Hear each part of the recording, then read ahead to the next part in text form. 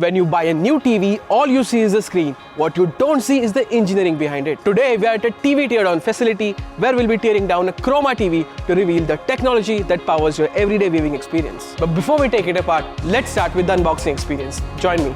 Now it's time to move to the teardown facility. Let's see what's in the box.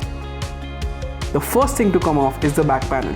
And just look at this, it's amazing how much tech is packed into a chassis that's only a few centimeters thick. Every component inside has a specific job and together they bring the display to life. Let's start with where it all begins. This is the power supply or PSU unit. The electricity coming from the wall socket arrives at high voltage AC power. The PSU converts it into stable low voltage DC power that the TV's internal components can safely use. These copper wood components are called chokes. Think of them as electrical filters. They smooth out voltage fluctuations and reduce unwanted electrical noise, ensuring every component receives clean and stable power. With power sorted, it's time for the TV to start thinking. Underneath this large heatsink sits TV's brain, known as the SoC. This single chip handles everything from running the smart TV operation system and launching apps to decoding video streams and even upscaling content to 4K resolution in real time. All that processing generates heat.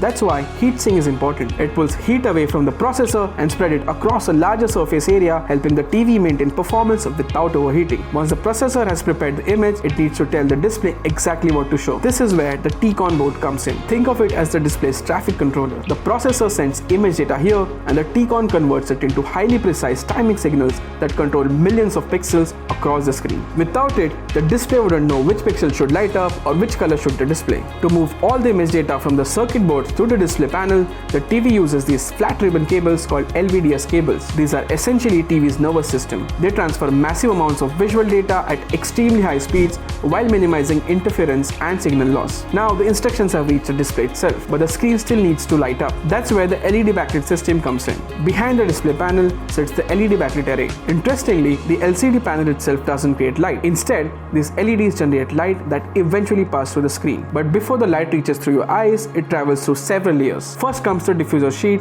which spreads the light evenly across the entire panel. Then optical films help direct and focus the light for better brightness and efficiency. Finally, the LCD layer controls how much light passes through each pixel, which color filters create the reds, greens and blues that form every image on the screen. That's how your TV transforms electricity into the movies, shows and games you watch every day. Moving towards the edge, you'll also find speakers. Since modern TVs are incredibly slim, engineers use specifically designed acoustic chambers to make the sound feel larger and fuller. And there you have it, from power conversions and processing to backlighting and pixel control. Every component inside plays a crucial role in bringing the display to life. So the next time you sit down to watch your favorite show, you'll know exactly what's happening behind the screen.